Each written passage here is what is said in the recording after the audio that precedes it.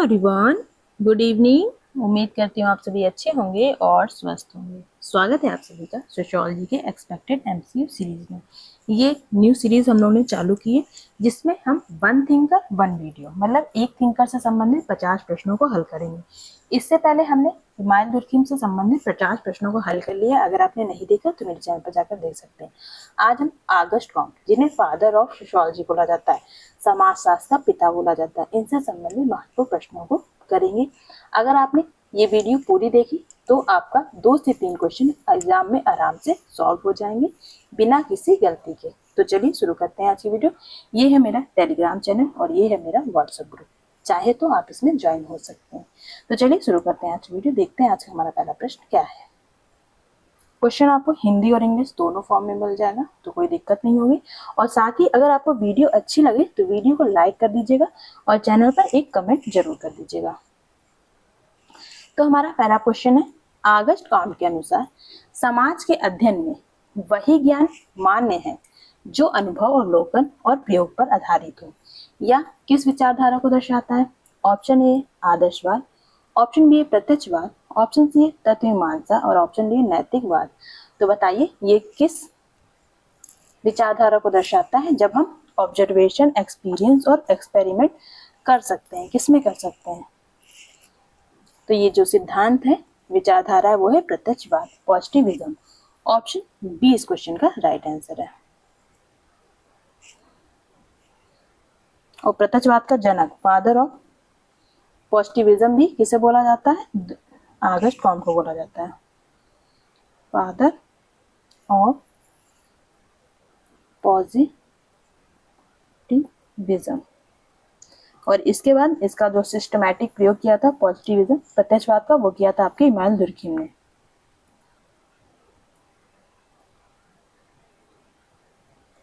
तो इसका जो क्वेश्चन राइट आंसर है वो है option B, positivism. Next question देखिए। पूरे 50 क्वेश्चन सॉल्व करने, तो ज्यादा समय आप लोगों का नहीं लूंगी, जल्दी जल्दी हम लोग क्वेश्चन सॉल्व करेंगे। कॉम्टे के अनुसार समाज के बौद्धिक विकास की वह अवस्था जिसमें प्राकृतिक और सामाजिक घटनाओं की व्याख्या ईश्वर तथा अलौकिक शक्तियों के माध्यम से की जाती है, ये क्या कहलाती है? ऑप्शन ए प्रत्यक्ष अवस्था कहलाएगी, ऑप्शन बी तत्वमीमांसी अवस्था कहलाएगी, ऑप्शन सी धार्मिक अवस्था कहलाएगी और ऑप्शन 4 है वैज्ञानिक अवस्था कहलाएगी। तो बताइए ये कौन सी अवस्था कहलाएगी जिसमें हम पूरी तरीके से समाज में घटने वाली सभी घटनाओं का कारण भगवान को मानते हैं कि जो भी कर रहा है सब ईश्वर कर रहा है। तो ये जो स्टेज होता है वो होता है थियोलॉजिकल स्टेट, धर्मशास्त्रीय स्तर, धार्मिक अवस्था। ऑप्शन 3 इस क्वेश्चन का राइट आंसर होगा। नेक्स्ट क्वेश्चन देखिए। जिस अवस्था में अमूर्त शक्तियां प्रकृति और तर्क के आधार पर सामाजिक घटनाओं की व्याख्या की जाती, उसे कॉम्ट ने क्या कहा?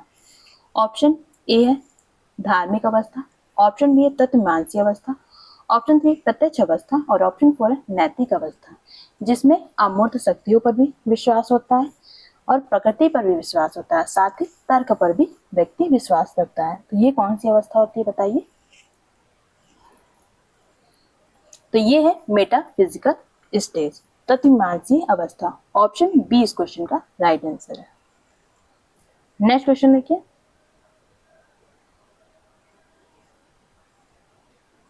कॉम्ट के अनुसार समाज की वह शाखा जो सामाजिक अवस्था, संतुलन और स्थायित्व का अध्ययन करती है, इसे हम किस नाम से जानते हैं? According to Comte, the branch of sociology that studies social order, equilibrium and stability is known as. Option A है सामाजिक परिवर्तन, सोशल चेंज कहेंगे, ऑप्शन बी है सामाजिक गतिकी, सोशल डायनेमिक कहेंगे, ऑप्शन सी सामाजिक स्थिति, सोशल स्टैटिक्स कहेंगे, या ऑप्शन डी है सामाजिक संघर्ष, सोशल कॉन्फ्लिक्ट कहेंगे। तो बताइए इस अवस्था को क्या कहा जाता है? तो इसे कहा जाता है सोशल स्टैटिक्स, सामाजिक स्थिति। ऑप्शन सी इस क्वेश्चन का राइट आंसर है।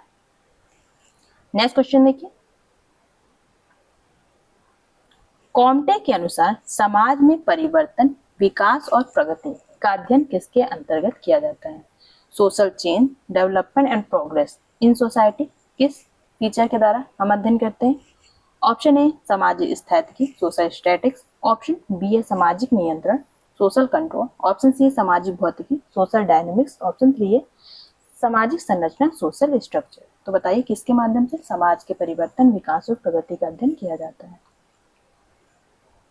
तो ये हम कहते हैं सोशल डायनेमिक्स सामाजिक गतिकी के साथ। ऑप्शन 3 इसका राइट आंसर है। नेक्स्ट क्वेश्चन देखिए, कॉम का वह विचार कि समाजशास्त्र सभी विज्ञानों में सबसे अंतिम और सबसे जटिल विज्ञान है किस कारण पर आधारित है। ये कॉम ने क्यों माना था कि सभी विज्ञानों में समाजशास्त्र सबसे अंतिम है और सबसे जटिल विज्ञान है। ऑप्शन ए है इसका नैतिक स्वरूप के कारण, ऑप्शन बी है इसके दार्शनिक स्वरूप के कारण, ऑप्शन 3 है अन्य विज्ञानों पर इसकी निर्भरता के कारण, और ऑप्शन डी है इसका धार्मिक दृष्टिकोण होने के कारण। तो बताइए इस क्वेश्चन का राइट आंसर क्या होगा।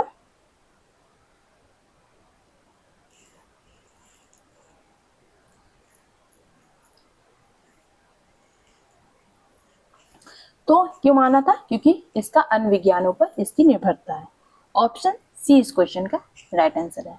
कमेंट बॉक्स में बताइए कौन सा सीक्वेंस बताया था, सबसे पहले कौन सा विज्ञान आता है।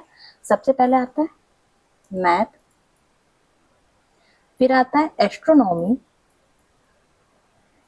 मतलब खगोल विज्ञान, फिर आता है आपका फिजिक्स भौतिक विज्ञान, ठीक है, फिर आएगा आपका केमिस्ट्री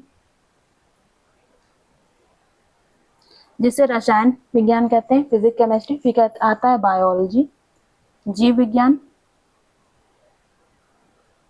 ठीक है, फिर आता है सोशियोलॉजी समाजशास्त्र। ये लास्ट का सबसे अंतिम है।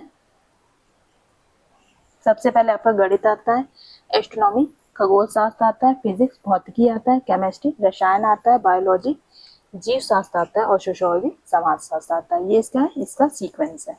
ऑप्शन सी इस क्वेश्चन का राइट आंसर है। नेक्स्ट क्वेश्चन देखिए,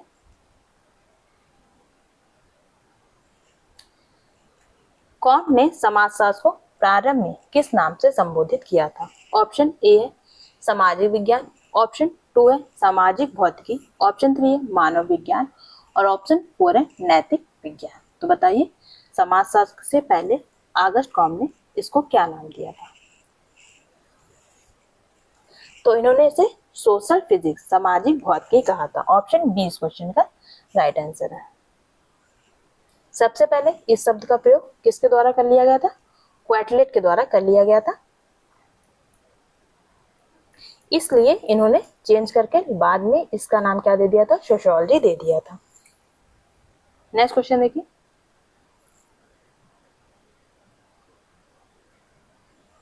कॉम के अनुसार समाज की सबसे मौलिक और महत्वपूर्ण इकाई क्या है।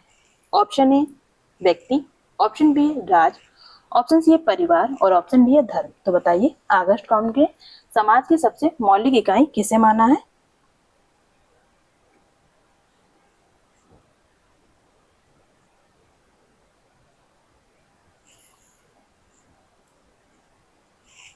तो ये परिवार को माना है, फैमिली को। ऑप्शन सी इस क्वेश्चन का राइट आंसर है।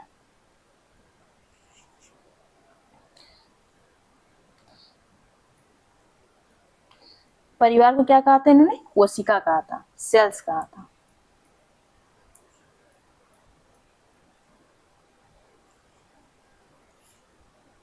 नेक्स्ट क्वेश्चन देखिए, कॉम्टे के अनुसार यह मत है कि सामाजिक व्यवस्था और सामाजिक प्रगति दोनों एक दूसरे के पूरक हैं।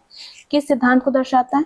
ऑप्शन ए संघर्ष सिद्धांत को, ऑप्शन बी प्रत्यक्षवादी दृष्टिकोण को, ऑप्शन सी है व्याख्यात्मक दृष्टिकोण को और ऑप्शन डी है मार्क्सवादी दृष्टिकोण को। तो बताइए किसका मानना है सामाजिक व्यवस्था और सामाजिक प्रगति दोनों एक दूसरे के पूरक है। ये कौन सा सिद्धांत कहता है। तो ये मानता है प्रत्यक्षवादी पॉजिटिविस्ट पर्सपेक्टिव। ऑप्शन बी इस क्वेश्चन का राइट आंसर है, पॉजिटिविस्ट पर्सपेक्टिव। नेक्स्ट क्वेश्चन देखिए, आगस्ट कॉम के विचारों पर सर्वाधिक प्रभाव किस विचारक का पड़ा है। ऑप्शन ए है कार्ल मार्क्स, ऑप्शन बी है सेंट साइमन, ऑप्शन सी है इमानुएल दुर्खिम और ऑप्शन डी है मैक्स वेबर। तो बताइए किसका प्रभाव पड़ा है आगस्ट कॉम्ट के विचारों पर?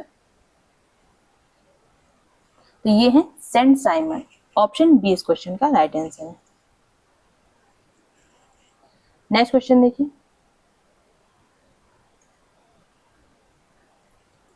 कॉम्ट के अनुसार जिस अवस्था में अमूर्त शक्तियों, प्रकृति तथा तर्क के माध्यम पर सामाजिक घटनाओं की व्याख्या की जाती है, ये कौन सी अवस्था होती है? ऑप्शन ए धार्मिक अवस्था, ऑप्शन बी तत्वमीमांसी अवस्था, ऑप्शन सी प्रत्यक्ष अवस्था और ऑप्शन डी नैतिक अवस्था, जिसमें हम तर्क को प्रधानता देते हैं। तो इसे हम क्या मानते हैं, बताइए।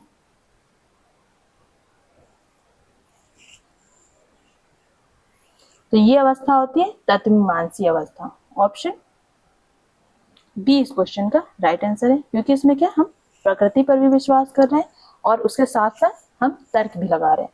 दोनों का मिला जुला रूप क्या कहलाता है? Metaphysical stage. ऑप्शन बी इस क्वेश्चन का राइट आंसर है। नेक्स्ट क्वेश्चन देखिए,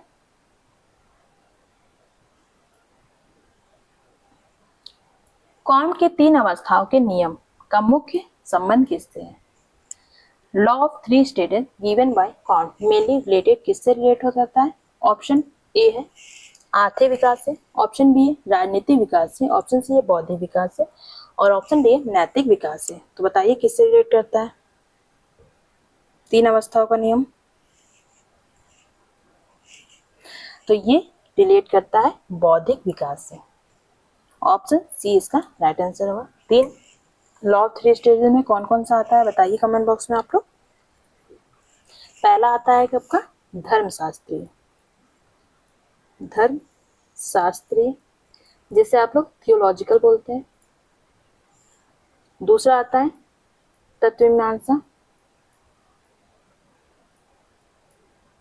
जिसे आप मेटाफिजिकल बोलते हैं। और तीसरा आता है प्रत्यक्षवाद, जिसे आप पॉजिटिविस्ट बोलते हैं। ये है लॉ ऑफ 3 स्टेजेस, धर्मशास्त्रीय स्तर, तत्वमीमांसा स्तर और प्रत्यक्षवाद। नेक्स्ट क्वेश्चन देखिए, कॉम्ट के अनुसार प्रत्यक्ष अवस्था से समाज का संचालन किस वर्ग द्वारा किया जाना चाहिए? ऑप्शन 1 है सैनिक वर्ग द्वारा, ऑप्शन बी है धार्मिक वर्ग के द्वारा, ऑप्शन सी है वैज्ञानिक वर्ग के द्वारा और ऑप्शन डी व्यापारी वर्ग के द्वारा। तो बताइए इस क्वेश्चन का राइट आंसर क्या होगा? प्रत्यक्ष मतलब पॉजिटिविस्टिक स्टेज होता है, उस समय कौन संचालन करता है सोसाइटी का, समाज का? तो ये साइंटिफिक क्लास करता है, वैज्ञानिक वर्ग। ऑप्शन सी इस क्वेश्चन का राइट आंसर है। नेक्स्ट क्वेश्चन देखिए, आगस्ट कॉम्ट का मोस्ट इंपॉर्टेंट कोटेशन है समाजशास्त्र सभी विज्ञानों का विज्ञान है। कॉम्ट के अनुसार समाजशास्त्र को सभी विज्ञानों का विज्ञान क्यों कहा गया है? ऑप्शन ए या सबसे प्राचीन विज्ञान है इसलिए, ऑप्शन बी या केवल व्यक्ति का अध्ययन करता है इसलिए, ऑप्शन 3 या अन्य सभी विज्ञानों का समन्वय है इसलिए और ऑप्शन डी है या धार्मिक विज्ञान है इसलिए। तो बताइए क्यों करता है समाजशास्त्र सभी विज्ञानों का विज्ञान है? आगस्ट कॉम्ट ने ऐसा क्यों कहा है?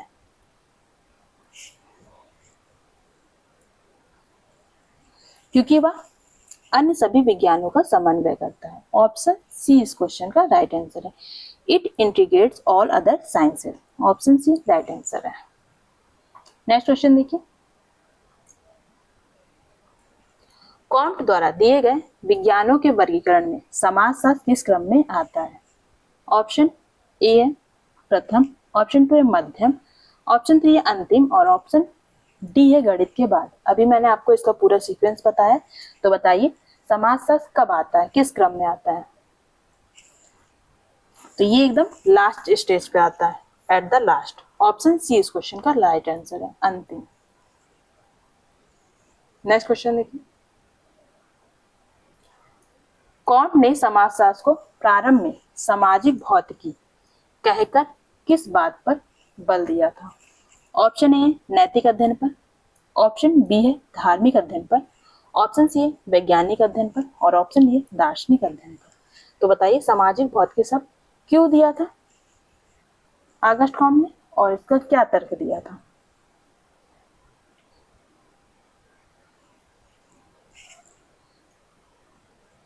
ताकि समाजशास्त्र का वैज्ञानिक अध्ययन किया जा सके, वैज्ञानिक अध्ययन पर जोर दिया था। ऑप्शन सी इस क्वेश्चन का राइट आंसर है साइंटिफिक स्टडी। नेक्स्ट क्वेश्चन देखिए, कॉम्ट के अनुसार समाज की स्थिरता और व्यवस्था का मूल आधार क्या है? ऑप्शन, समाज की स्थिरता और व्यवस्था का मूल आधार। ऑप्शन ए है राज, ऑप्शन बी है व्यक्ति, ऑप्शन सी है परिवार और ऑप्शन डी है अर्थव्यवस्था। तो बताइए समाज की स्थिरता और व्यवस्था का मूल आधार क्या है कॉम्टे के अनुसार? तो ये है फैमिली, परिवार। ऑप्शन सी इस क्वेश्चन का राइट आंसर है। नेक्स्ट क्वेश्चन देखिए, कॉम्टे के विचारों में सामाजिक स्थैतिकी और सामाजिक गति का संयुक्त रूप किसका निर्माण करता है? ऑप्शन ए राजनीति विज्ञान का, ऑप्शन बी है मानव शास्त्र का, ऑप्शन सी समाज शास्त्र का और ऑप्शन डी है अर्थशास्त्र का। तो बताइए सामाजिक स्थैतिकी और सामाजिक गतिकी, ये दो समाज के पार्ट बताए थे किसने? ऑगस्ट कॉम्टे ने। किसके पार्ट बताए थे? समाज शास्त्र के। ऑप्शन सी इस क्वेश्चन का राइट आंसर है, सोशियोलॉजी। नेक्स्ट क्वेश्चन देखिए, कॉम्टे का समाजशास्त्रीय दृष्टिकोण मुख्य रूप से किस पर आधारित था? ऑप्शन ए है संघर्ष पर, ऑप्शन बी है व्याख्या पर, ऑप्शन सी है प्रत्यक्षवाद पर और ऑप्शन डी है नारीवाद पर। तो बताइए किस पर मुख्य रूप से आधारित था? तो ये आधारित था प्रत्यक्षवाद, पॉजिटिविज्म पर। ऑप्शन सी इस क्वेश्चन का राइट आंसर है। नेक्स्ट क्वेश्चन देखिए, कॉम्ट के अनुसार समाज में व्यवस्था और प्रगति के बीच संबंध कैसा है? ऑप्शन ए परस्पर विरोधी, ऑप्शन 2 है स्वतंत्र, ऑप्शन 3 है परस्पर पूरक और ऑप्शन डी है असंबंधित। तो समाज में व्यवस्था और प्रकृति के बीच संबंध क्या होता है? तो ये एक दूसरे की पूरक होती है, कॉम्प्लीमेंट्री। ऑप्शन सी इस क्वेश्चन का राइट आंसर है। नेक्स्ट क्वेश्चन देखिए, कॉम्ट की वह प्रमुख कृति जिसमें प्रत्यक्ष दर्शन का व्यवस्थित विवरण मिलता है कौन सी है? ऑप्शन ए सकारात्मक राजनीतिक प्रणाली, system of positive polity, option 2 है प्रत्यक्ष दर्शन का पाठ्यक्रम, course of positive philosophy, option 3 है सामाजिक अनुबंध, सोशल कॉन्ट्रैक्ट और ऑप्शन डी है डिवीजन ऑफ लेबर, श्रम विभाजन। तो बताइए किस पुस्तक में प्रत्यक्ष दर्शन का व्यवस्थित अध्ययन किया था ऑगस्ट कॉम्ट ने? तो इसका जो सही आंसर वो है option B, course of positive philosophy, प्रत्यक्ष दर्शन का राजनीतिक पाठ्यक्रम। ऑप्शन बी इसका राइट आंसर है। और बाकी जो सिस्टम ऑफ पॉजिटिव पॉलिटी और कोर्स ऑफ पॉजिटिव फिलॉसफी, ये दोनों ही बुक हैं ऑगस्ट कॉम्ट की। ठीक है। देन सोशल कॉन्ट्रैक्ट की बात कौन करता है? हॉब्स, लॉक, रूसो करते हैं। हॉब्स, लॉक और रूसो बात करते हैं सामाजिक समझौते के सिद्धांत की। और डिवीजन ऑफ लेबर आप सभी को पता है इमाइल दुर्खीम का है। ठीक है। नेक्स्ट क्वेश्चन देखिए, कौन किस क्रांति के सामाजिक और बौद्धिक प्रभाव से अत्यधिक प्रभावित थे? ऑप्शन ए है औद्योगिक क्रांति के, ऑप्शन बी है रूसी क्रांति के, ऑप्शन सी है फ्रांसीसी क्रांति के और ऑप्शन डी है हरित क्रांति के। तो बताइए किससे इन्फ्लुएंस थे ऑगस्ट कॉम्ट, कौन सी क्रांति से?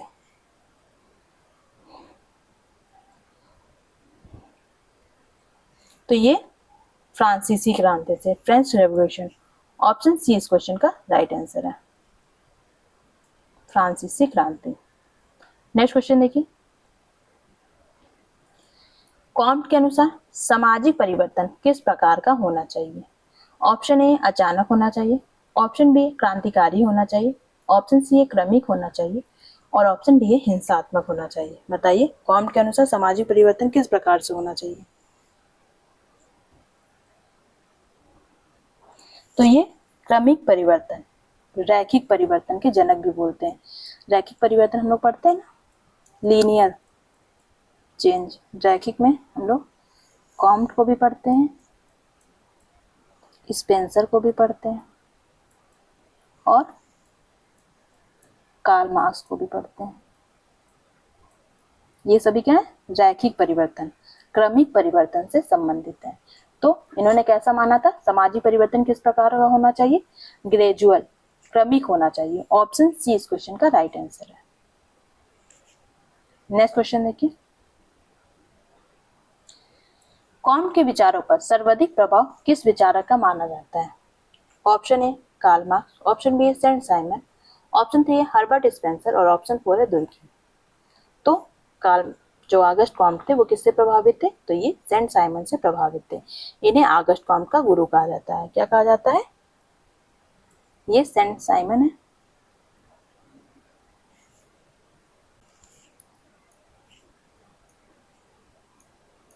ये आगस्ट कॉम्ट के क्या है? गुरु हैं। नेक्स्ट क्वेश्चन देखिए, कॉम्ट के अनुसार समाजशास्त्र का मुख्य उद्देश्य क्या है?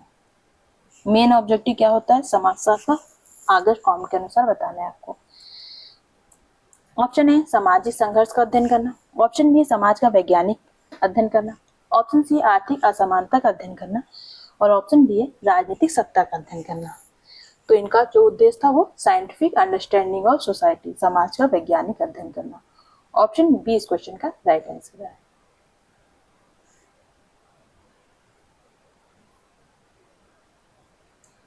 नेक्स्ट क्वेश्चन देखो, कॉम्टे के अनुसार प्रत्यक्ष अवस्था में ज्ञान की प्रकृति कैसी होती है? According to Comte the nature of knowledge in the positive stage. Option A काल्पनिक होती है, ऑप्शन बी धार्मिक होती है, ऑप्शन सी वैज्ञानिक होती है और ऑप्शन डी नैतिक होती है। तो बताइए किस प्रकार की अवस्था होती है पॉजिटिव स्टेज में? तो ये साइंटिफिक होती है, वैज्ञानिक। ऑप्शन सी इस क्वेश्चन का राइट आंसर है।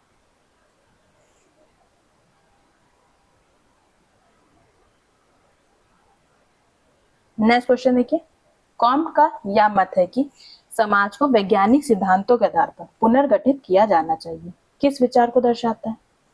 ऑप्शन ए आदर्शवाद को, ऑप्शन बी है प्रत्यक्षवाद को, ऑप्शन सी है संघर्षवाद को और ऑप्शन डी है नारीवाद को।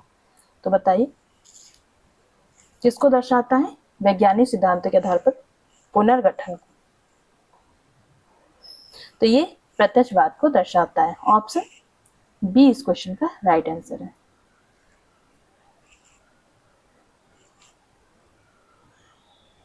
नेक्स्ट क्वेश्चन देखिए, कॉम्ट के अनुसार समाजशास्त्र का संबंध मुख्य रूप से किससे है? ऑप्शन ए नैतिक उपदेश से, ऑप्शन बी है दार्शनिक चिंतन से, ऑप्शन सी है सामाजिक तथ्यों के अध्ययन से और ऑप्शन डी है धार्मिक विश्वास से। तो बताइए कौन सा ऑप्शन सही होगा?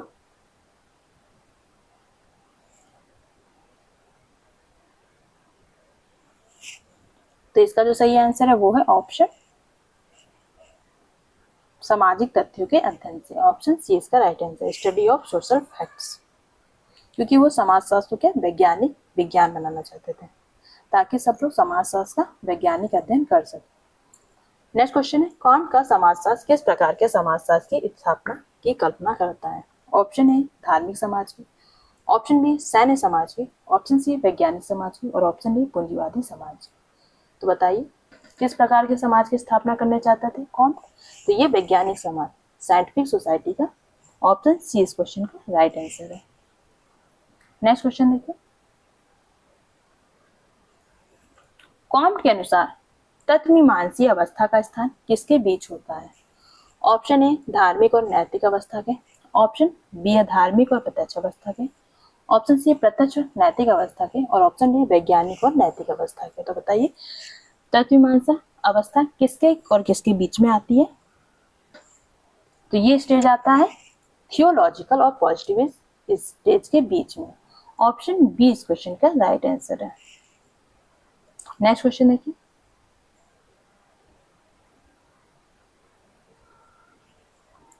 कॉम्टे के अनुसार समाज में स्थायित्व बनाए रखने का प्रमुख साधन क्या है?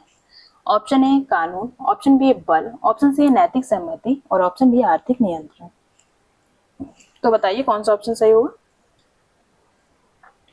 समाज में स्थायित्व कैसे रखा जा सकता है कॉम्टे के अनुसार आपको बताना है।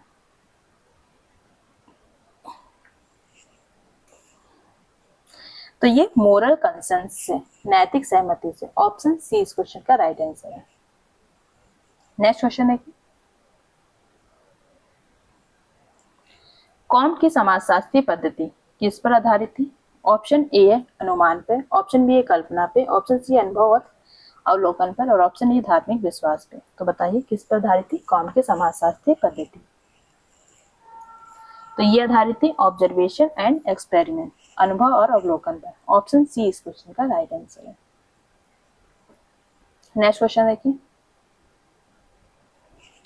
कॉम्टे के अनुसार समाजशास्त्र का अध्ययन किस दृष्टिकोण से किया जाना चाहिए।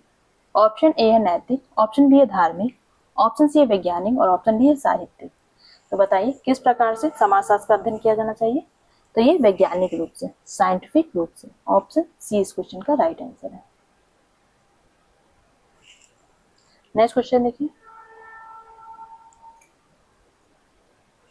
कॉम्टे ने समाजशास्त्र की स्थापना किस उद्देश्य से की थी। ऑप्शन ए राजनीतिक सत्ता के लिए, ऑप्शन बी सामाजिक पुनर्निर्माण के लिए, ऑप्शन सी है धार्मिक सुधार के लिए और ऑप्शन डी है आर्थिक विकास के लिए। तो इन्होंने सामाजिक पुनर्निर्माण के लिए समाजशास्त्र की स्थापना की थी, सोशल रिकंस्ट्रक्शन। ऑप्शन बी इस क्वेश्चन का राइट आंसर है। नेक्स्ट क्वेश्चन देखिए,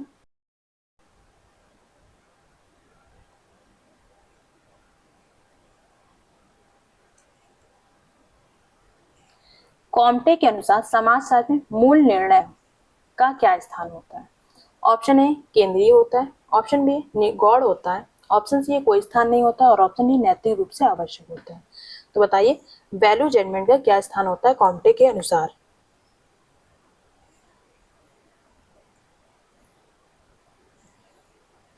तो इसका कोई स्थान नहीं होता। ऑप्शन सी इसका राइट आंसर है, नो प्लेस। नेक्स्ट क्वेश्चन देखिए, कॉम्टे किस शताब्दी के विचारक थे। ऑप्शन ए 17वीं, ऑप्शन बी 18वीं, ऑप्शन सी है 19वीं और ऑप्शन डी 20वीं। तो बताइए किस शताब्दी के विचारक थे ऑगस्ट कॉम्ट। तो ये 19वीं शताब्दी के विचारक थे। ऑप्शन सी इसका राइट आंसर है। नेक्स्ट क्वेश्चन देखिए, कॉम्टे के समाजशास्त्र में व्यक्ति की अपेक्षा किससे अधिक महत्व दिया गया। ऑप्शन ए व्यक्ति को, ऑप्शन बी समाज को, ऑप्शन सी राज्य को और ऑप्शन डी अर्थव्यवस्था को। तो बताइए सबसे ज्यादा किससे इंपॉर्टेंस दिया गया है।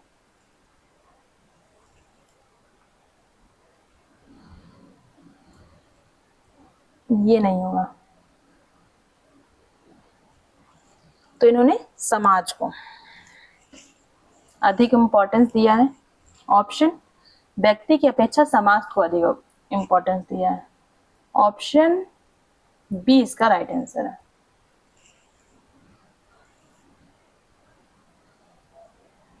नेक्स्ट क्वेश्चन है, कॉम्ट का दृष्टिकोण किस प्रकार का समाजशास्त्र प्रस्तुत करता है। ऑप्शन ए आलोचनात्मक, ऑप्शन बी व्याख्यात्मक, ऑप्शन सी वैज्ञानिक और ऑप्शन डी संघर्षात्मक।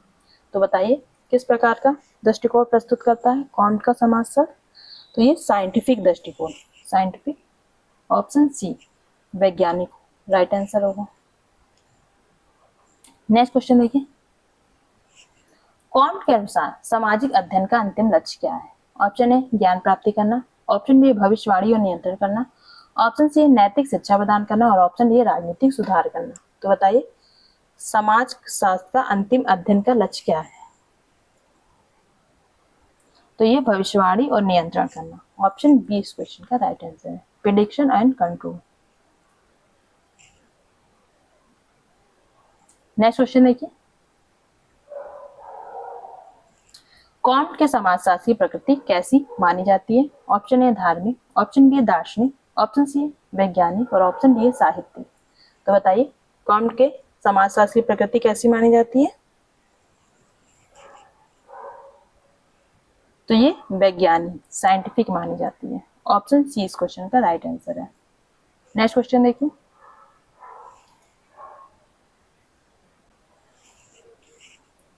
ऑगस्ट कॉम्ट की वह प्रमुख कृति कौन सी है जिसमें प्रत्यक्ष दर्शन और समाजशास्त्र के मूल सिद्धांतों का व्यवस्थित वर्णन किया गया है। ऑप्शन ए सकारात्मक राजनीतिक प्रणाली, ऑप्शन बी प्रत्यक्ष दर्शन का पाठ्यक्रम है course of positive philosophy, option C है सामाजिक अनुबंध है और ऑप्शन डी श्रम विभाजन है। तो बताइए कौन सी पुस्तक है। ये course of positive philosophy. Option 2 इसका राइट आंसर है, जो आपकी पहली बुक है सिस्टम ऑफ पॉजिटिव पॉलिटी। ये पुस्तक भी पूछी जाती है एग्जाम में, जिसमें पूछा जाता है कि ये कितने खंडों में है। तो अगर देखें तो ये जो है पॉजिटिव पॉलिटी वो है आपके 4 खंडों में, 4 पार्ट्स में है। नेक्स्ट क्वेश्चन देखिए, प्रत्यक्ष दर्शन का पाठ्यक्रम नामक ग्रंथ का प्रकाशन काल क्या है? ऑप्शन ए 1820 से 1825, ऑप्शन बी है 1830 से 1842, ऑप्शन सी है 1848 से 1854 और ऑप्शन डी 1857 से 1860। कोर्स ऑफ पॉजिटिव फिलॉसफी का आपको पीरियड बताना है।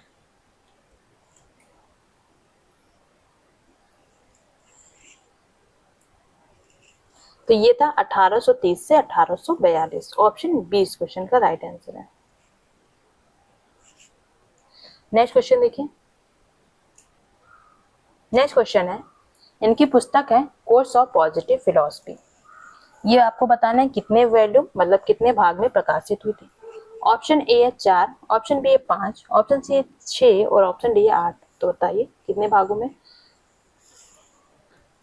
तो ये आई थी 6 भागों में, ऑप्शन सी इसका राइट आंसर है। जो आपकी पुस्तक आई है पॉजिटिव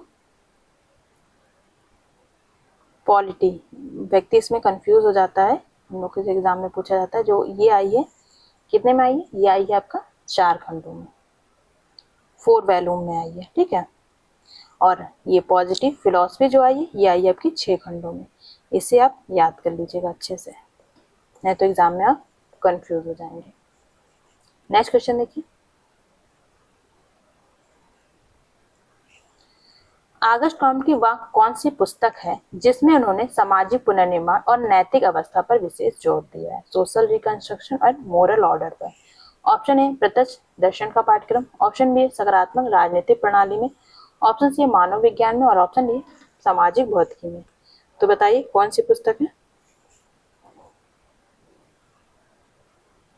तो ये है आपकी सकारात्मक राजनीतिक प्रणाली, system of positive polity. Option 2 इस क्वेश्चन का राइट आंसर है। नेक्स्ट क्वेश्चन देखिए, सकारात्मक राजनीतिक प्रणाली सिस्टम ऑफ पॉजिटिव पॉलिटी ग्रंथ का प्रकाशन काल किससे किस वर्ष तक है? ऑप्शन ए 1830 से 1842, ऑप्शन 2 है 1848 से 1852, ऑप्शन सी 1857 से 1865 और ऑप्शन डी 1820 से 1822। तो बताइए कब से कब तक है जो इनकी दूसरी पुस्तक है पॉजिटिव पॉलिटी, इसका ईयर? तो ये है आपका 1848 से 1854, ऑप्शन बी इसका राइट आंसर है। नेक्स्ट क्वेश्चन देखिए, आगस्ट कॉम्ट की पुस्तकों के कालक्रम के अनुसार कौन सी रचना सबसे पहले लिखी गई है? ऑप्शन ए सकारात्मक राजनीतिक पॉलिटी मतलब पॉजिटिव पॉलिटी, ऑप्शन बी है प्रत्यक्ष दर्शन का पाठ्यक्रम course of positive philosophy, option C मानव धर्म की व्यवस्था रिलीजन ऑफ ह्यूमैनिटी और ऑप्शन डी नैतिक समाजशास्त्र मोरल सोशियोलॉजी। तो बताइए इनमें से कौन सी पुस्तक सबसे पहले लिखी गई है?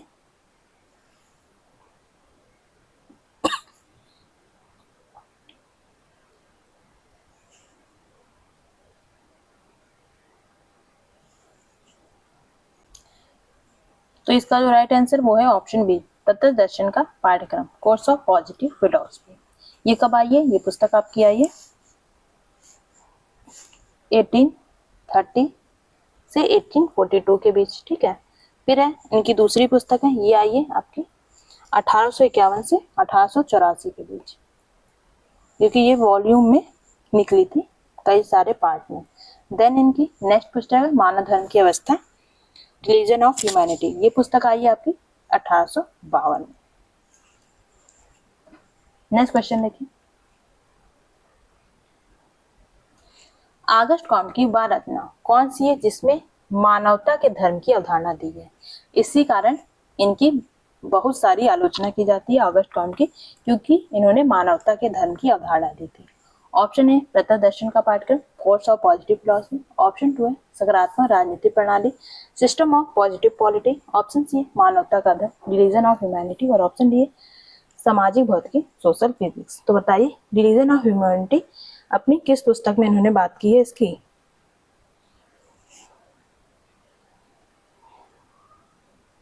तो ये जो इनकी पुस्तक है system of positive polity. Option B इसका राइट आंसर। इसी में इन्होंने मानवता के धर्म की बात की है। ऑप्शन बी राइट आंसर है। नेक्स्ट क्वेश्चन देखिए, आगस्ट कॉम के बौद्धिक विकास में सर्वाधिक प्रभाव किस विचारक का माना जाता है? तो ये है आपके सेंट साइमन। ऑप्शन बी इस क्वेश्चन का राइट आंसर है।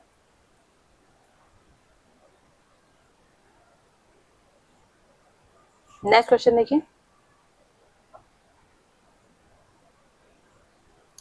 सेंट साइमन का प्रभाव कॉम पर मुख्यतः किस क्षेत्र में देखा गया था? ऑप्शन ए है संघर्ष सिद्धांत पर, ऑप्शन बी है समाज से वैज्ञानिक अध्ययन पर, ऑप्शन सी है वर्ग संघर्ष पर और ऑप्शन डी आर्थिक भौतिकवाद पर। तो बताइए कौन सा ऑप्शन सही होगा? तो साइंटिफिक स्टडी ऑफ सोसाइटी, समाज से वैज्ञानिक अध्ययन पर। ऑप्शन बी इसका राइट आंसर है। नेक्स्ट क्वेश्चन है, आज की वीडियो का ये लास्ट क्वेश्चन है। आगस्ट कॉम की पुस्तकों और विचारों के अध्ययन में यह स्पष्ट होता है कि उनका अंतिम उद्देश्य क्या था? ऑप्शन ए राजनीतिक क्रांति, ऑप्शन बी धार्मिक प्रभुत्व, ऑप्शन सी धार्मिक आधार पर सामाजिक पुनर्निर्माण, ऑप्शन डी आर्थिक समानता। तो इनका जो मुख्य अंतिम उद्देश्य था वो था वैज्ञानिक आधार पर सामाजिक पुनर्निर्माण। ऑप्शन सी इस क्वेश्चन का राइट आंसर है। उम्मीद करती हूँ आपको वीडियो अच्छी लगी होगी। वीडियो अच्छी लगी तो वीडियो को लाइक कर दीजिए, चैनल को सब्सक्राइब कर दीजिए। वीडियो देखने के लिए आपका बहुत बहुत धन्यवाद। मिलते हैं कल इसी टाइम पर। Bye bye, good night, take care.